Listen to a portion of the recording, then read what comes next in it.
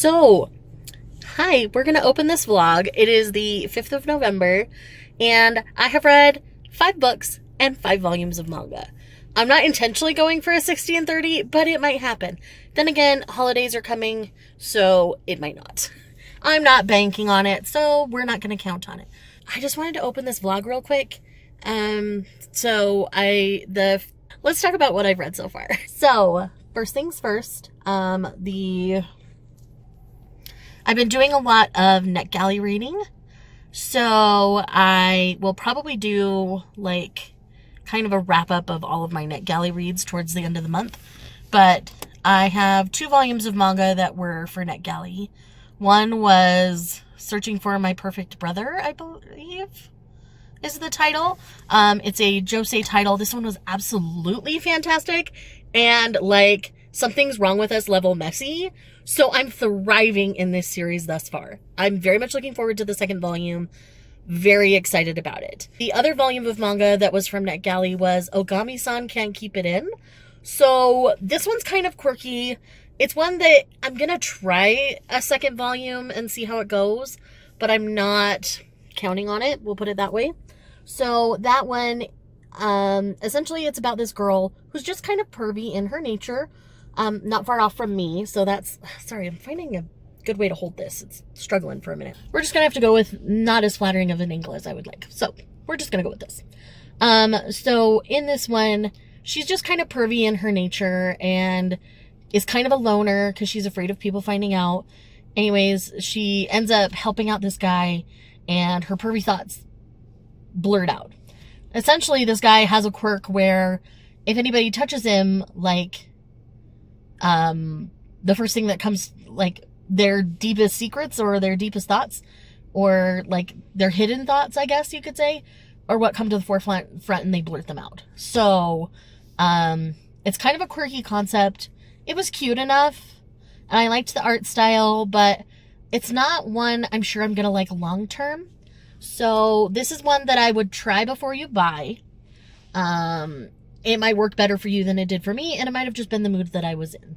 The audiobook that I just recently finished, actually, was the duet with the Siren Duke, which was absolutely fantastic.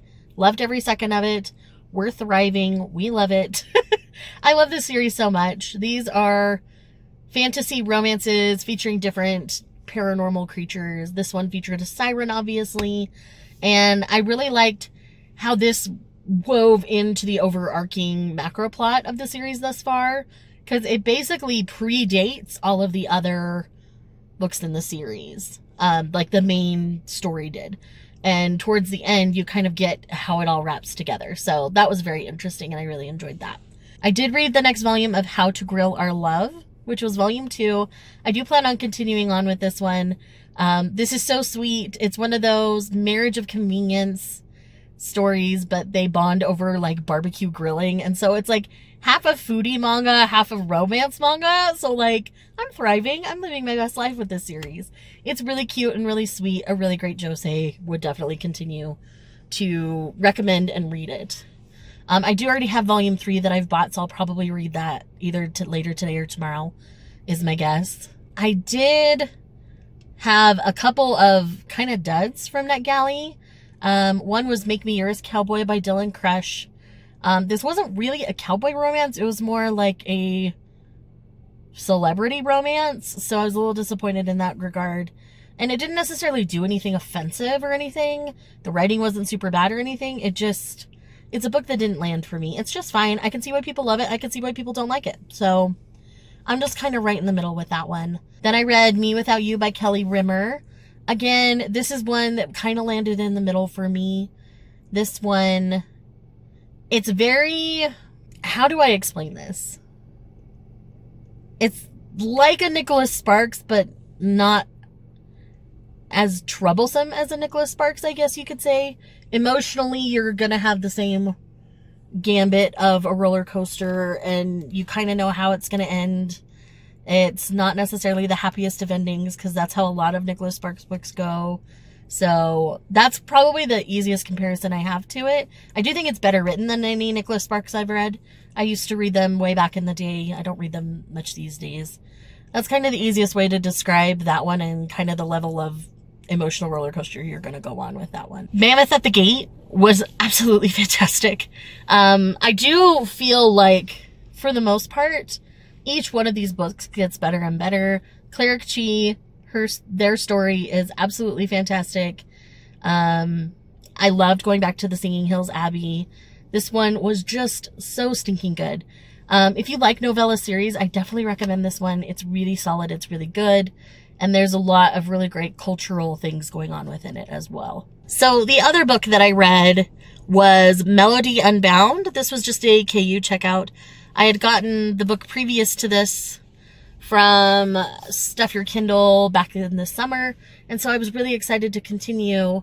I've had this one checked out from KU for a while, so I finally got around to actually reading it, and I really enjoyed this one. This one had a very different take, and this is a couple with 4 men and 1 woman. So it's definitely white shoes. It's fantastic. I really enjoyed it. I'm probably going to explore more in this series.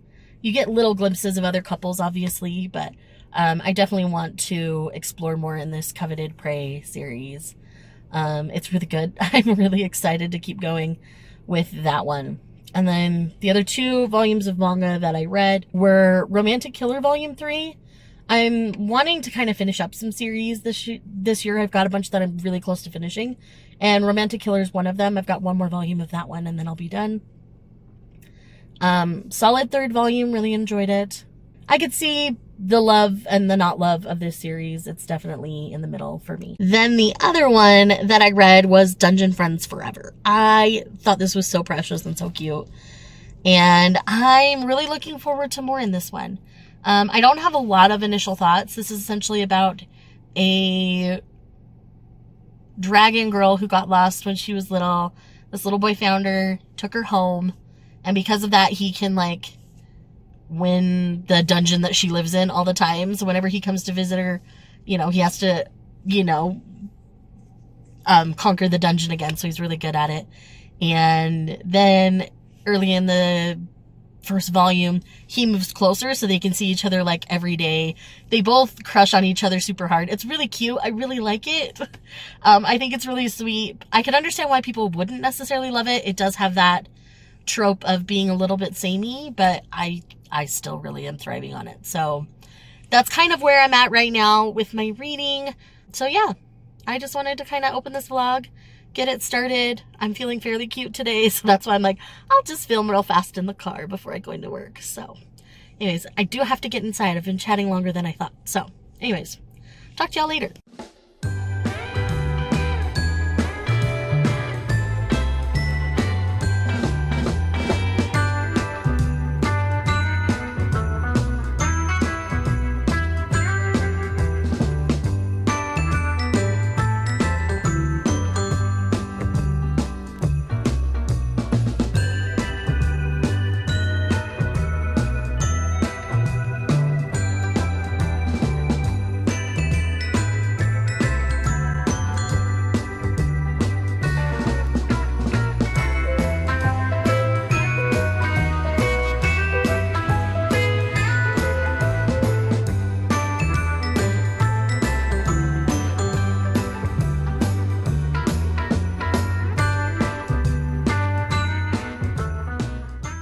Hello. So I have been sprinting with Izzy quite a bit today. Today is currently the 8th of November, and I am here to kind of catch you up on what I've been reading. So book-wise, I have finished 3 books since we last chatted, and I have 2 more that I'm in the middle of, and I'll talk about those once I get there. So first up, I did finish Bookshops and Bone Dust by Travis Baldree. I did enjoy this installment in the world that involves Viv. I don't remember if he's named the world right now, but I do think that if I had read Bookshops and Bone Dust before I read Legends and Lattes, I would have enjoyed it more, because having read Legends and Lattes first, there are certain things that happen in that book that prove to me, like, it made what was going on in bookshops and Bone Dust. I didn't get as invested in the relationships, I guess is the easiest way to explain it, because we knew that Viv wasn't going to settle there. She was going to settle somewhere else. So had I read them in the now intended order, where you would read Bookshops and Bone Dust and then read Legends and Lattes, I honestly think I would care more. So if you haven't read the series yet, please read Bookshops and Bone Dust first and then read Legends and Lattes. But I did give this one 4 stars. I still really enjoyed it. It would have been a 5-star had I read it before I read Legends and Lattes, I think, just because I would have been more attached to the relationships that Viv was forming.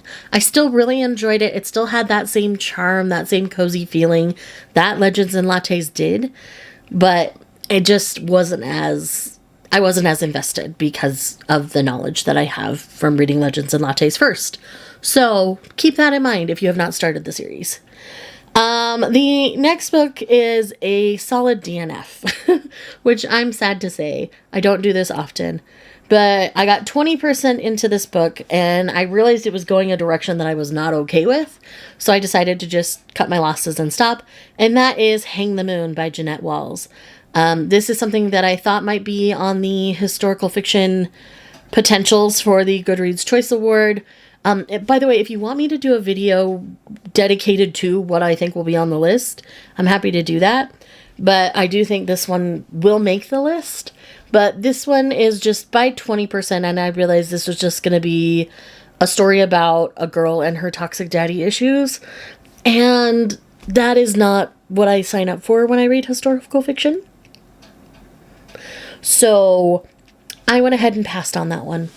So the writing wasn't bad. The writing wasn't offensive. It was just the choice of the content that made me not want to continue. It is very focused on, you know, the way the patriarchy works. And clearly she was balking against it, our heroine. But I still just... it was giving me a little bit of the ick, I guess is the easiest way to explain it. So I have opted out of reading that one. So from there, I just needed something that was going to cheer me up and make me happy. So I dove into Not My Type by Evie Mitchell. This is from her All Access series. And this is about obviously a woman in a wheelchair who is a sex therapist. And so for her podcast, she ends up connecting with a guy who's a rigger. He's a guy who practices shibari and ties up their partners.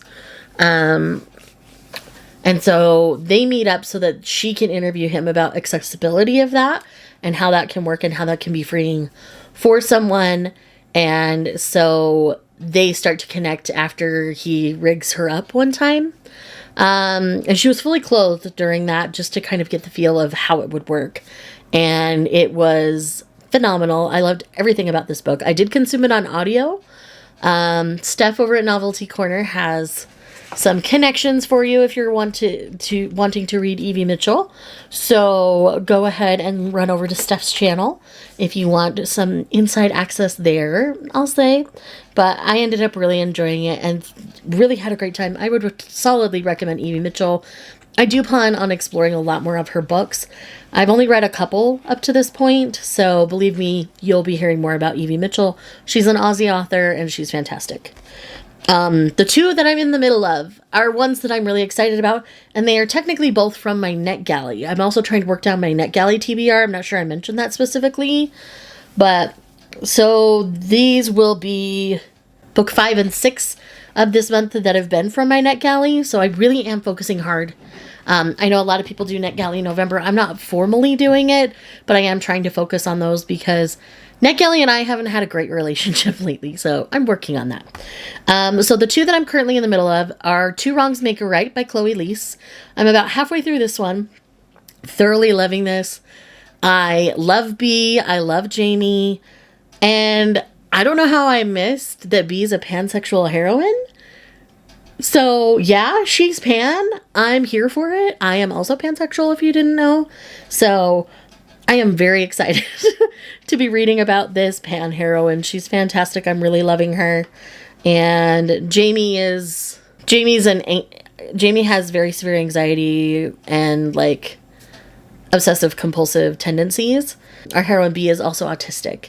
And so like the conversation they had where they talked about all of these things between the two of them went really well, where they both understood one another and they're like, let me know if I can make things more comfortable for you, and just kind of talking very openly about it. And it was brilliant. The other book I'm reading right now is Hunt on Dark Waters by Katie Robert. I'm only about 25% into this one right now, but I am thoroughly enjoying it. Katie has a way of writing that just works for me. It scratches that itch in my brain. It's just something that I love and I enjoy, and I definitely would recommend. And I will most likely, I'm hoping to finish those two over the next couple of days. So we will see how that continues to progress. But yes. Also, I should let you guys know that Lightsong's doing much better. Lightsong is officially a free boy as of today. He's free to roam the house now. He doesn't have to wear his kitty suit. He can jump up and down. He's doing really, really good. And he's back to more of his normal self. So we are very happy and excited to see that. He's done with his antibiotics now. So for those of you who have been worried about him, I have talked about him on the channel and stuff. So he's doing much better. His surgery went well. His prescription food is very expensive. So we're doing our best with that. We're just blessed that we can.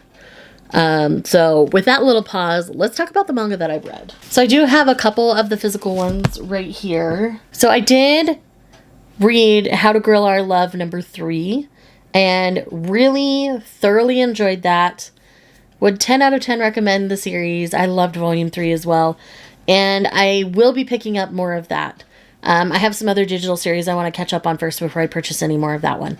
So yes, did finish that. The other 3 that I've read recently are right in front of me. So the first one we're going to talk about is Witch Hat Atelier Volume 11. This one has a monster of a cliffhanger, and we're not going to get another one till May. So if you can't do cliffhangers, wait. But I love this series so much. I feel like Coco takes a really huge step in her growth as a witch in this particular one, and understands something and it clicks for her.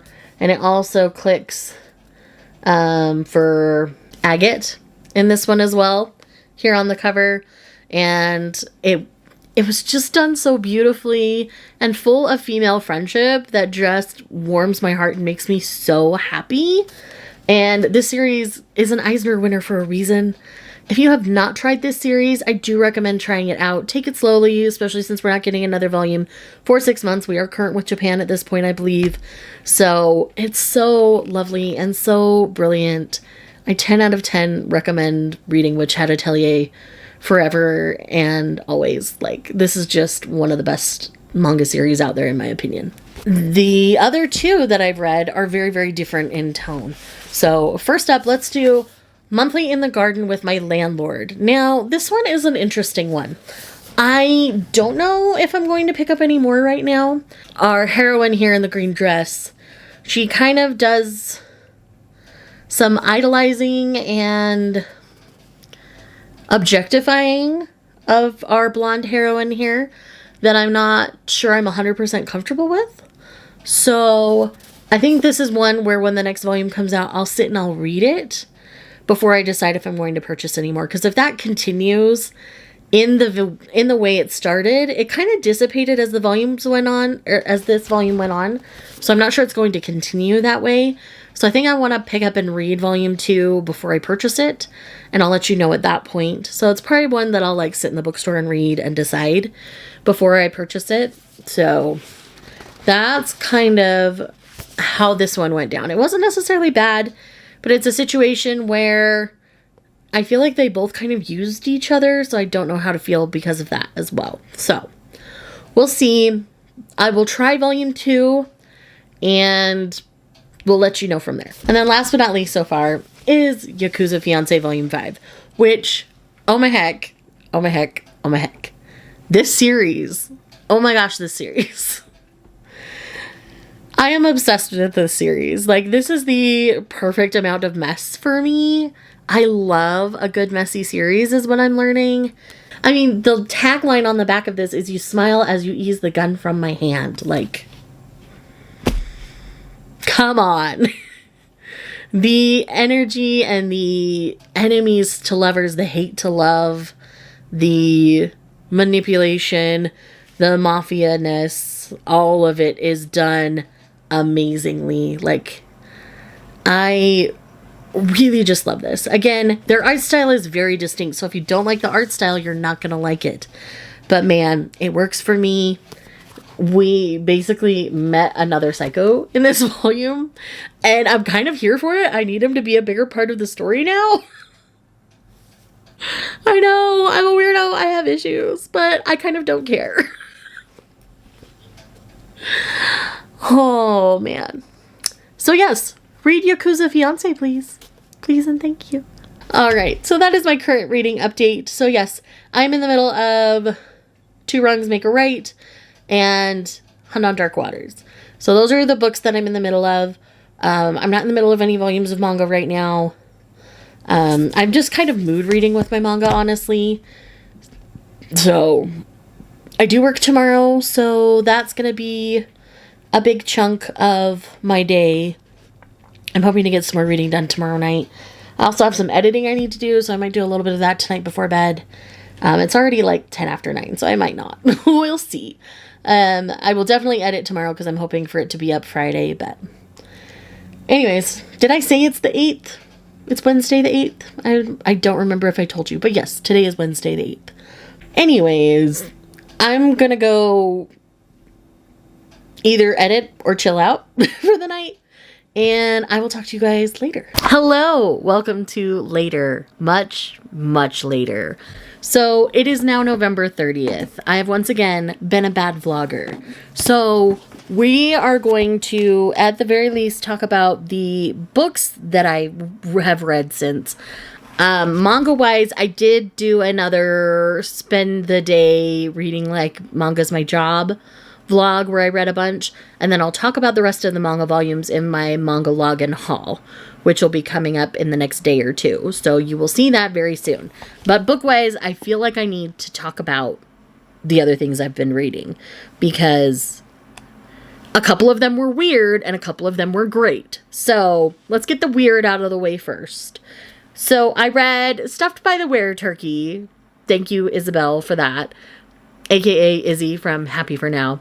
She had me come on to do a bonkers reading a bonkers book stream with her members. So this was one of them. I Am Scarred for Life. He gets a human body but keeps a turkey head, and that's all I'm going to say. The other bonkers one we read that was actually pleasantly surprising was Hayseed, which is a scarecrow romance. And this one worked for me. Again, it's bonkers, it's short, it's definitely not going to be for everybody, but man, I had a great time with Hayseed. I'm definitely going to be reading more Vera Valentine here soon. She also wrote the Door bonkers one, so I might try to sneak that in December. I don't know, I haven't decided yet, but Vera Valentine will definitely be read. Quickly wrapping up from the last clip, I did rewatch it, I've been editing it to make sure that I talk about everything. So I did finish Two Wrongs Make a Right. 5 stars, absolutely fantastic. I then went on to read the sequel, Better Hate Than Never, which was also 5 stars and absolutely fantastic. These are both based on Shakespeare stories. Had I known that going in, I would have read them much sooner. So Two Wrongs Make a Right is based on Much Ado About Nothing, which is probably my favorite Shakespeare play. And I really loved Bea and Jamie. They were fantastic. Better Hate Than Never is based on Taming of the Shrew, which is another one of my favorite Shakespeare's. So again, the dynamics, they hate to love, but they're childhood friends. Her family kind of pseudo-adopts him after his parents die when he's young. And she was the younger sister. He was attracted to her when she was still jailbait. And so he's like, no, I need to stay away. I need to be mean to her. This needs to not be a thing.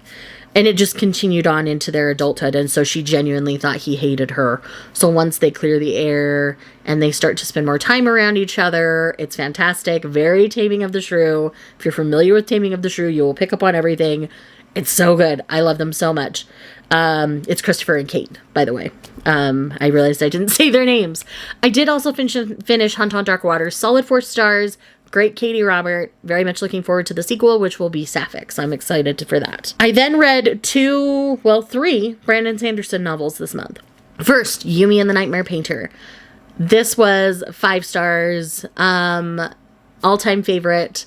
This is based on Final Fantasy X meets Your Name. So the whole concept of all of it is things I already like.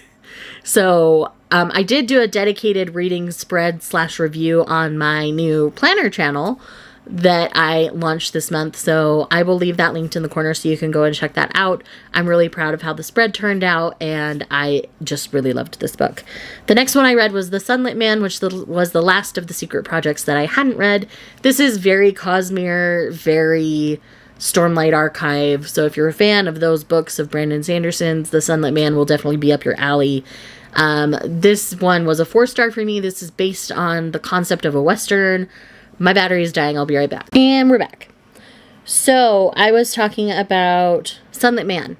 So this is based on the concept of a Western where this vigilante style person comes into town, kind of saves the day, sets everything back to rights, and then leaves. They don't stay and settle in the town. So Sunlit Man was good for that. It's very tied to someone attached to Hoyd is all I will say. So Hoyd does make an appearance.